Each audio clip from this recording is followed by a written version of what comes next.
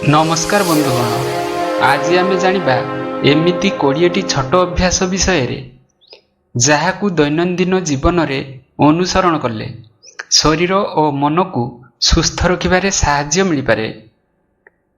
Tips number 1, सकाळे उठिबा परे तुरंत mobile न देखी किछि समय शांत भावरे बसंतु।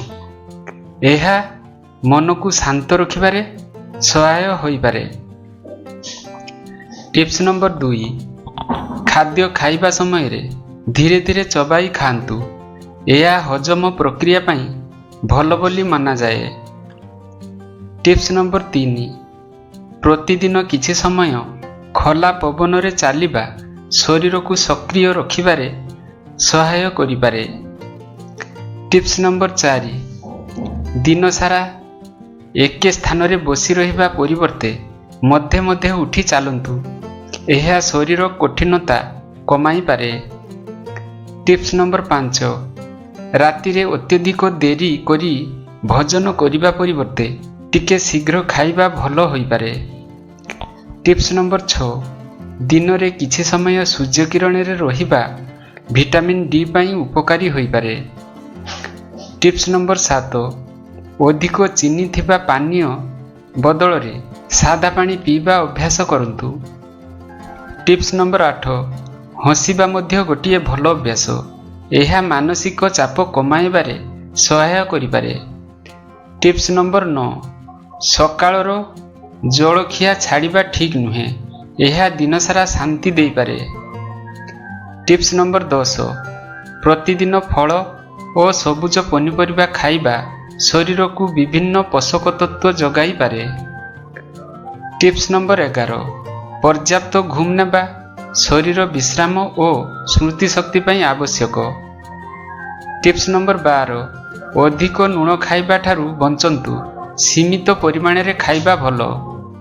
टिप्स नंबर 13, सीढ़ी व्यवहार करिबा मध्य गोटिए सरल व्यायाम भली काम करिपारे। टिप्स नंबर 14, खाइबा पूर्वरु हाथ धोइबा अभ्यास अनेक संक्रमण रु बंचाई पारे। टिप्स नंबर 15, अधिक समय पर्यंत कान रे एयरफोन लगाई उच्च शब्द रे गीत सुनिबा ठीक नुहे। टिप्स नंबर 16, राति रे घुमिबा पूर्वरु मोबाइल व्यवहार कम कले घुम भल होई पारे।